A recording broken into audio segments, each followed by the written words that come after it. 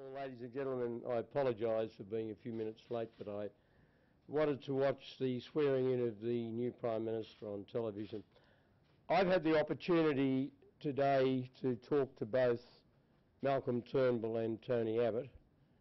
If I may start with Tony Abbott, I took the opportunity of saying how much I believed he had achieved in the period of just under 2 years that he's been Prime Minister of Australia.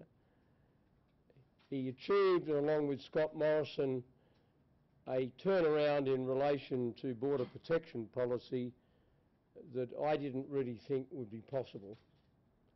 It was one thing to impose an effective policy, which we did, but once it was unravelled, I thought it was going to be very difficult to restore it, and I think it is one of the great achievements of the Abbott government that he was, along with Scott Morrison and with the strong support of the government, able to turn things around.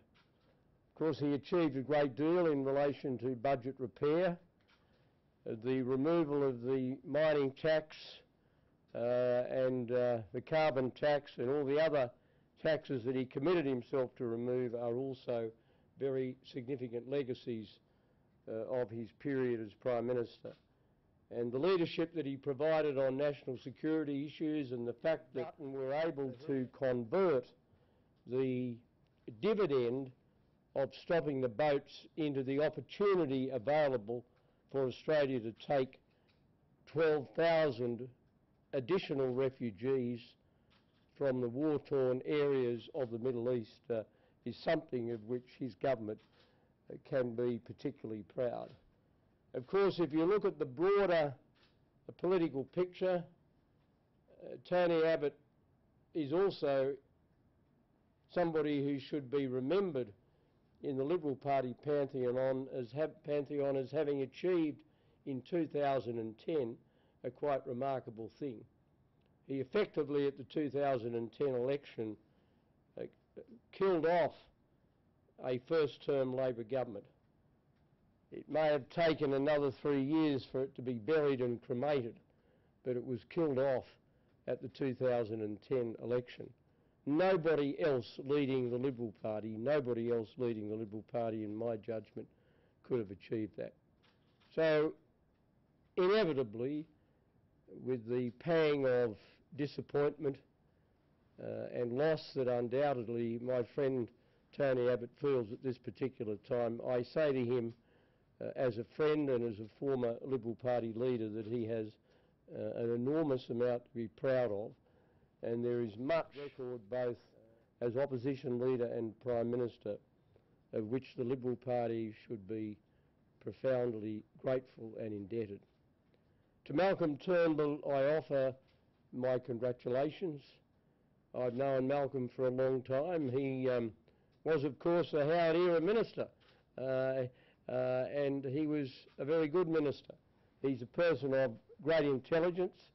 He has the capacity to explain economic concepts very clearly and very lucidly, and that, as he indicated yesterday, will be an important part of the skill set that he brings to his new responsibilities. I have little doubt that he will, as I did and Tony Abbott did, understand that the Liberal Party is a broad church. It's a centre-right party. It brings together two streams of the Australian polity.